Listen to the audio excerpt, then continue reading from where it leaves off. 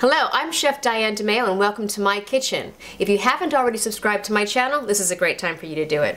Today we are making a maple brined pork loin. What does that mean? Well, we're actually going to brine the pork in a little bit of a maple composition for about 24 hours. Then we're going to get in the oven, roast it off, and we're going to have the juiciest, tastiest, maplest, that is a word by the way because I just made it up, maplest pork loin ever.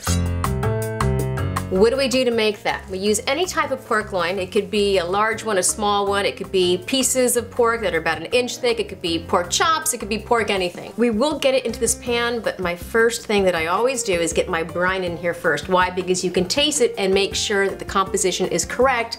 You really wouldn't want to be tasting a brine that has raw meat in it. Not so tasty, right? First, I'm going to add some salt, approximately 1/4 cup. I like to use salt that doesn't have any iodine in it, and I personally use kosher salt. This is what we use in the restaurants all the time. Maple syrup. The great thing about this brine is, as you can see, I'm using a no-name brand. It's not even a grade. It's probably artificial flavor, but that's okay. You don't have to spend $30 on a grade A maple syrup that's pure from Vermont. You're gonna get the same taste regardless.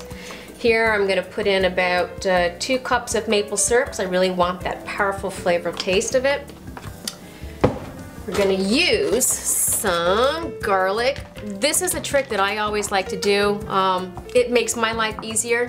I just smash the garlic cloves. That way it opens it up, releases some of the oil, and releases some of the flavor into it. We're gonna go with about 6. And that's that. Sugar. Brines always have a little bit of sugar in it. It helps the flavor. It also kind of tenderizes the meat too. And that was about 3/4 cup. Whole coriander, definitely a very subtle taste, but I like to add these to my brines. It's just what I like to do. Another 1/4 cup of that. I like using whole black peppercorns. It's easy to take out. If you use ground pepper, then it just sticks all over the meat and you over infuse the meat with pepper. So we go with ground peppercorns. I've got about 1/4 cup in there. And now, my water. This is about 1/2 gallon, which is about 2 liters of water. Sorry. Okay, so inside it goes. My big spoon. It smells like pancakes. And taste. Yeah. It's kind of like a salty, sweet, mapley composition with a hint of garlic and some black peppercorn. Exactly what I was going for. So that's good. All right, pork in. Boop. We want to make sure that the pork is absolutely submerged in the actual brine, which it is, and it's good. Now that we have the pork in the brine, we're gonna refrigerate it for 24 hours. That way we keep it at proper temperature, the meat doesn't spoil, and the brine actually infuses into the pork. There you go. And now this is the hardest part, waiting the 24 hours for the pork to be brined so we can get into the oven and roast it off. It's been 24 hours and it's time to take out my nice and juicy brine piece of pork.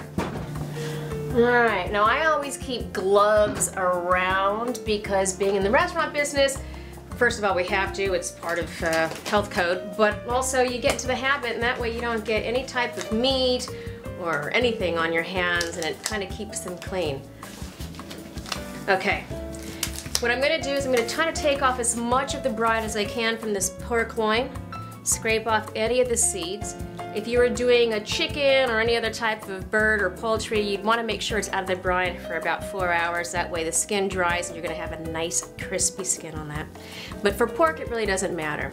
Once I have most of the brine off, I'm just going to plop it in my nice non-stick pan. I like non-stick pans, easier to clean. And this is just going to go into the oven for about, I'd say a good 2 hours.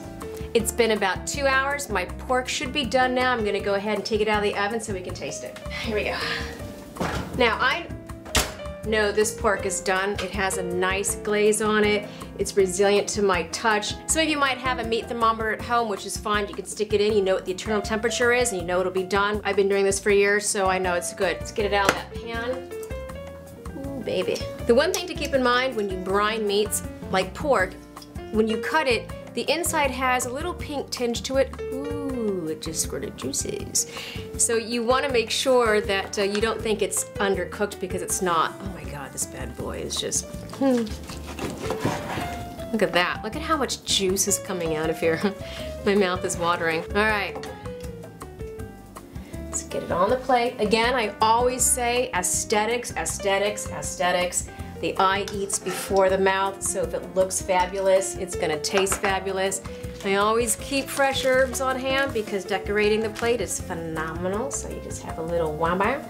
Now, since it's been brined in maple syrup, we're gonna add a little bit of maple syrup to that plate, because maple syrup always makes the world go round and it tastes super fabulous, especially when you're eating pork, bacon, or otherwise, right? Get a nice little schmizzle drizzle. Roasted pork loin that's been brined in maple syrup for about 24 hours, cooked in the oven for about 2 hours, topped off a little bit of maple syrup and a nice little garnish of rosemary. This is my favorite part, where I get to taste what I've made, and of course when it comes to pork, a second favorite part for me is the fat. I like the fat. The fat is the best part. So I have to eat some now. Okay, shh. Okay, did you hear the crunch? I heard the crunch. Fat is good. Anyways, moving on to this maple syrup part. Wow, that's amazing. Okay. Remember, this has been brined for 24 hours in a maple syrup, salt, water, some garlic, some peppercorns, and coriander. That is the juiciest, most tender piece of meat I've had in a long time. Well, maybe not a long time because I always cook good, but right now, right here, amazing. Hints of maple syrup. I can taste the garlic.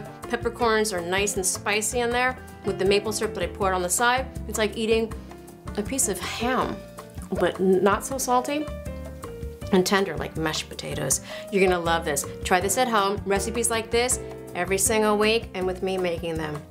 See you soon. The key rule to brining is make sure that you have 1 cup of salt to a gallon of water.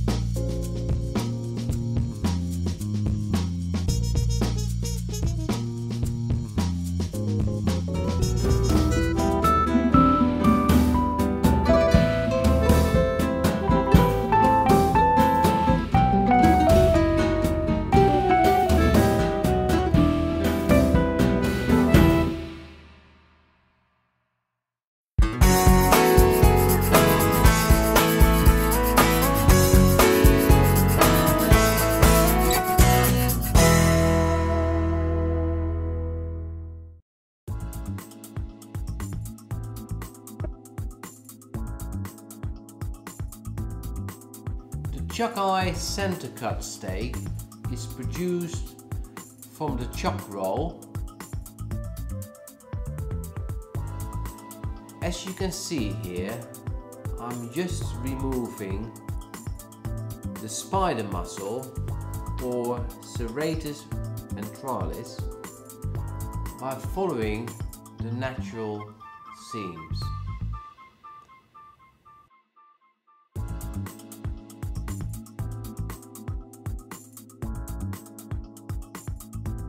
Now the spider muscle is removed, I can now lift up this piece of gristle and expose the rib eye fillet. We will remove this by following the natural seams and slowly roll out the ribeye fillet, taking care not to cut into the meat. All excess fat and gristle is removed.